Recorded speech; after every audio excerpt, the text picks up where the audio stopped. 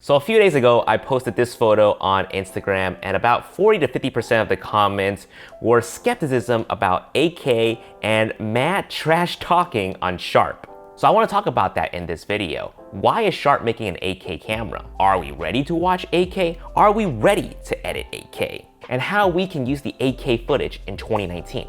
And at the end of the video, I want to talk about why wasn't there a camera announcement from Sony at CES. I got a lot of DMs about that, so I do want to address that at the end of this video. So what's going on, hybrid shooters? It's Jason Vong, officially back from CES, and honestly, the only thing that really impressed me from there was Google. Google built this small world-like theme park attraction, and it's pretty cool. You get to ride in this little cart, and it takes you through this scenario of how to use the voice assistant, and it's just crazy that they would spend so much money just to build this small little ride that only lasted for like 4 days. And the problem was, I don't think a lot of people know about that ride, because at the start of every day, I only had to line up for about 10 minutes before I get to ride the ride. And at the end of the ride, we get free Google Home Hub. So Vivian and I took home too. We ordered it right after the ride, and they actually came.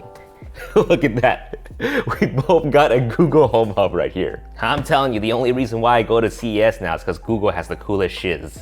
But yeah, going back to CES, this year was just 8K TV galore. Like last year they teased about it. This year, every single brand has an 8K TV that's coming out. Samsung, Hisense, LG, Sony, Haier, every single brand has an 8K TV coming out. And I was reading some comments. A lot of people are saying the reason why we're seeing a lot of 8K TV right now is because Japan really wants to broadcast the Olympics 2020, which is going to be held in Tokyo next year.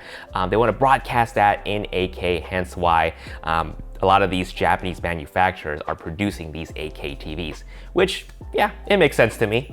But I don't think I would get an 8K TV anytime soon. I just bought a 4K smart TV from Sony, and I don't think I would probably need to upgrade this TV until like maybe 5 or 8 years from now, until 8K displays are being normalized to the public. And then out of nowhere, you got Sharp announcing that they're making an 8K camera, which got a lot of people thinking, Sharp? When was the last time I bought something from Sharp? Sharp still exists? Sharp is making a mirrorless camera? But from a marketing standpoint, it makes a lot of sense. They need a buzz that's gonna get generated. That gets a lot of people talking about it, which has to be 8K. If they're jumping into the mirrorless camera world right now without any sort of buzzword, without any sort of thing that will put them above the other camera brands, they're gonna get buried alive. Imagine if Sharp announces a 4K camera, you know, big whoop-de-doo, because you got Canon, Nikon, and Sony that's been doing it for so many years now.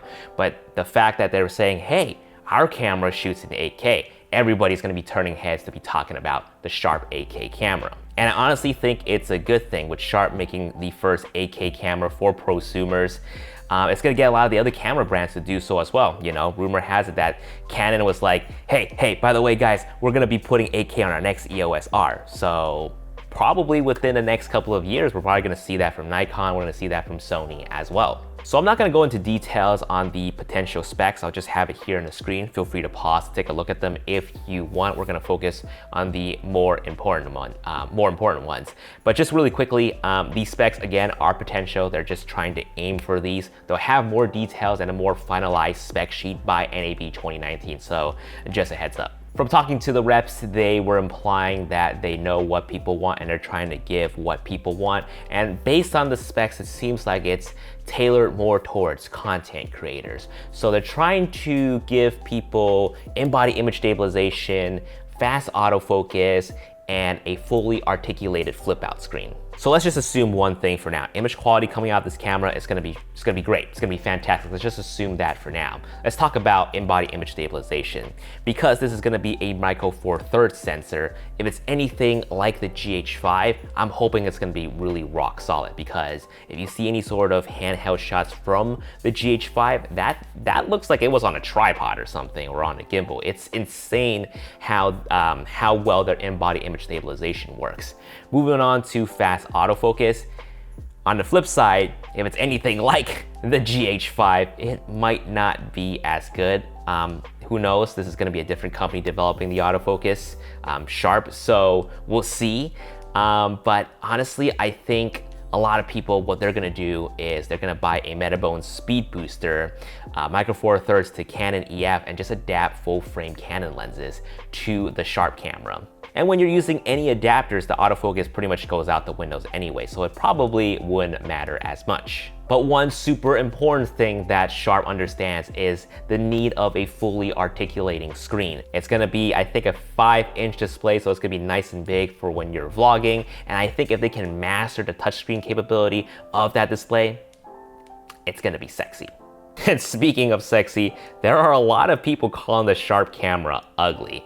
So here's the thing, when it comes to aesthetics, I'm all for it. If you have a sexy looking camera that does a lot of cool things, that does it really well, I'm all for it. But if you have an ugly as camera, but the feature and everything, the performance and everything is fantastic, it is rock solid, I don't think it really matters, because at the end of the day, the camera is shooting you, it's not gonna be in camera, so it doesn't really matter anyways. Unless, of course, you're like me, I like to shoot photos of my camera and lens setup and post it on Instagram.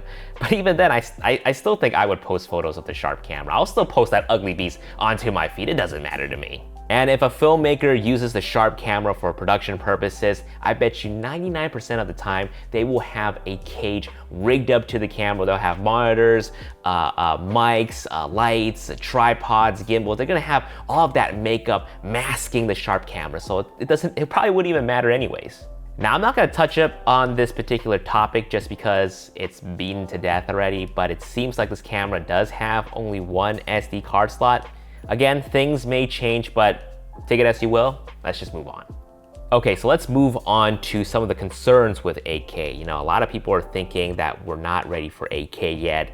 They believe file sizes are gonna be way too big. Hardly any computers are going to be able to handle that right now. And on top of that, not a lot of people are gonna be able to consume 8K content anyways. So why should we care about a camera being able to shoot 8K? All valid reasons, let's break it down. So let's talk about file sizes being too big. Well, guess what? Lexar just announced that they're coming out with a 1 terabyte SD card. Boom, solution solved, done. Let's move on. No, I'm just kidding. Let's just talk about this right now, okay? So with the Sony cameras, I get about 1.5 hours of 4K 30 recording with a 64 gigabyte card. But that's of course being recorded to an H.264 codec. Sharp is saying they'll be able to record 8K 30 to an H.265 codec.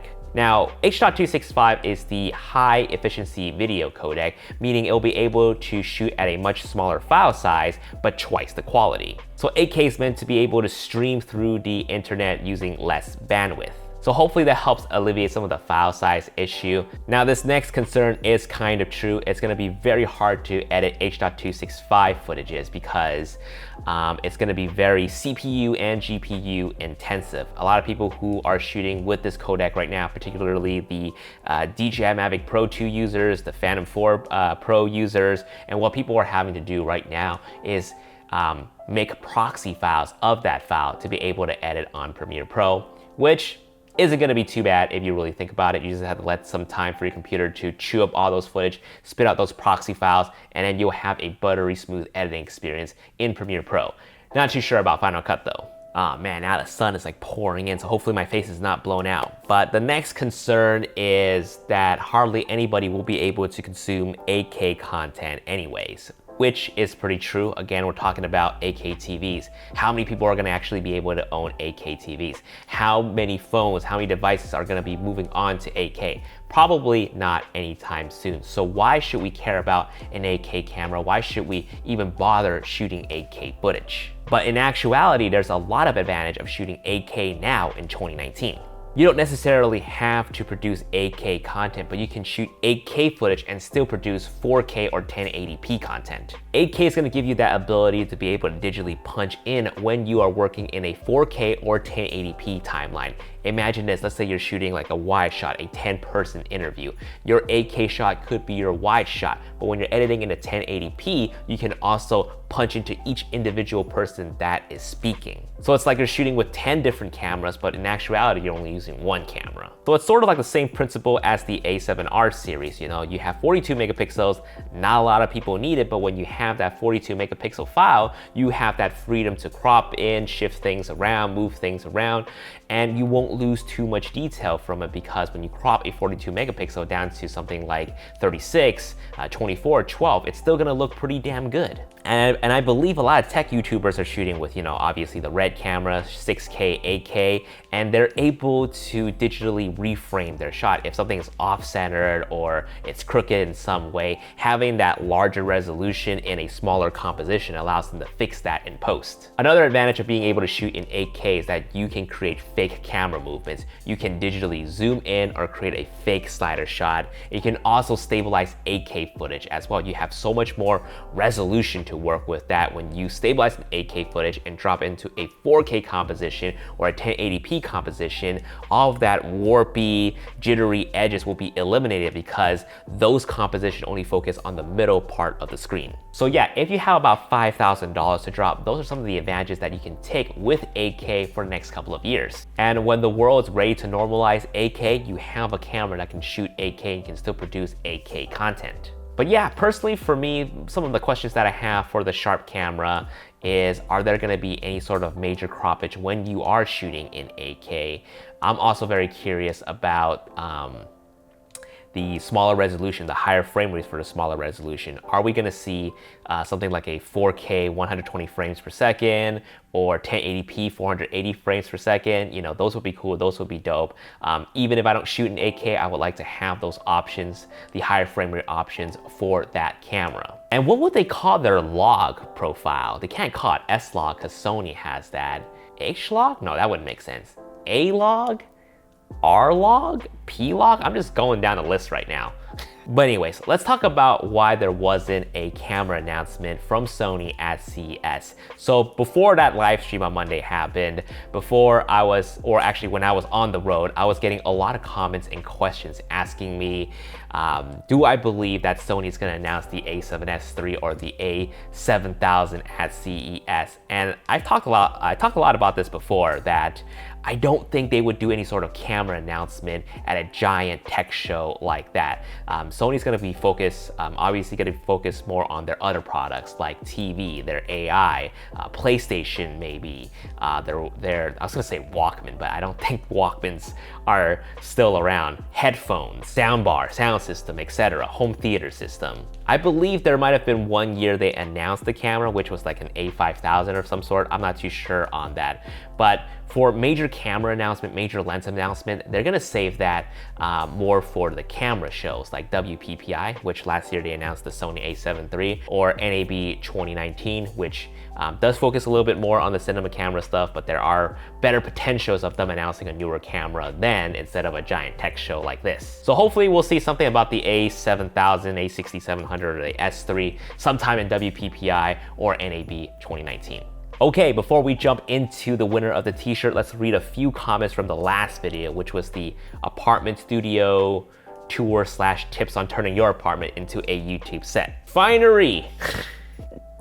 Damn it, kitty. Haha, no one should complain about anything that's free. So Asian, I love it. Anytime Costco has some free samples, you bet I'm making my rounds and get all the stuff they have to offer. AG says, cute background, cat emoji, mouse emoji, hamster emoji, rabbit emoji. So I've been getting a lot of comments saying my apartment looks like a girl's apartment. I guess that's kind of true because Vivian was the one who decorated it. Hey, I like my decorations. And then we got a lot of comments making fun of my closet editing setup. Vivian sent me here to see Jason come out of the closet. Who doesn't edit in their closet? I mean, that's the only place to get anything done. Am I right? All right, t-shirt giveaway time. I'm giving away another t-shirt. All you have to do is just leave a comment down below, something about 8K, and be a subscriber of this channel, and we'll choose the winner at the end of the next video. So the winner of the last video is... Haru, the Shiba Inu. Haru, is that a dog? Yeah. So a dog has won the t-shirt. I want to see the dog wearing the t-shirt. But we don't have dog t-shirts. It'll be the owner's t-shirt. But can you please put it on the dog? Yes, put it on the dog, send us a photo on Instagram, and we will give it a like. Well, congratulations, Haru. Please message Jason on the email in his about page. Thanks for watching, guys. We'll see you guys in the next video. Peace. Bye.